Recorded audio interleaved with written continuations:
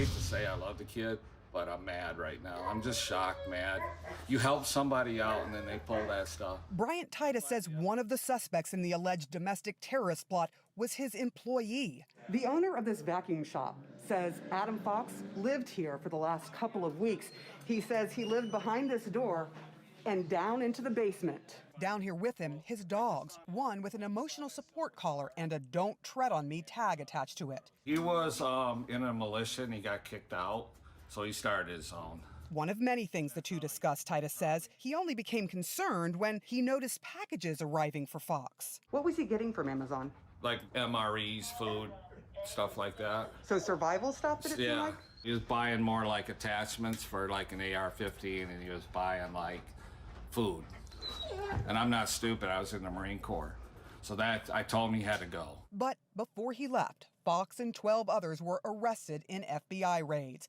We found several suspects ranting against the government online. One suspect calling President Trump an enemy. Trump is not your friend, dude.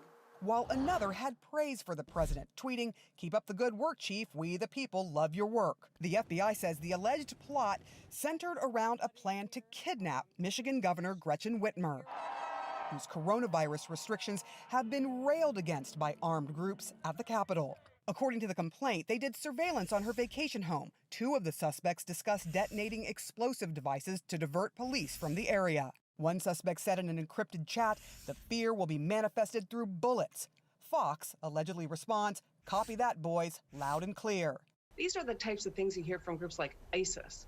This is not a militia. It is a domestic terror organization. What we're seeing here in Michigan right now, it's not just a Michigan problem. It's an American problem. And I think there's going to be more incidences to come. A problem forewarned by Frank Mink, a former neo-Nazi himself convicted in the 90s for a politically motivated kidnapping. I spoke to him days before the alleged Michigan plot was known to the public. What's the scenario in this election that would create what you're calling the potential of a race war? I'm telling you, this is going to happen.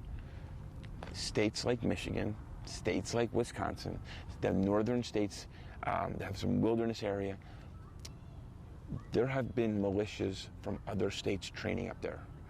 They are waiting and hoping that something does go wrong because they want to hold up in them hills and they want to say, we don't want the federal government up here no more. He says President Donald Trump's rhetoric has emboldened extremists. Whitmer agrees. Of course, we know every time that this White House identifies me or takes a shot at me, we see an increase in rhetoric online, violent rhetoric. And so there's always a connection, and certainly it's something that we've been watching, but this took it to a whole new level. In a slew of tweets, Donald Trump said that he does not support any kind of extreme violence. He also then again went after Governor Whitmer, calling her and saying she has done a terrible job when it comes to the COVID response. But to be clear, the governor has done what many other governors have done to try and slow the spread of this deadly virus.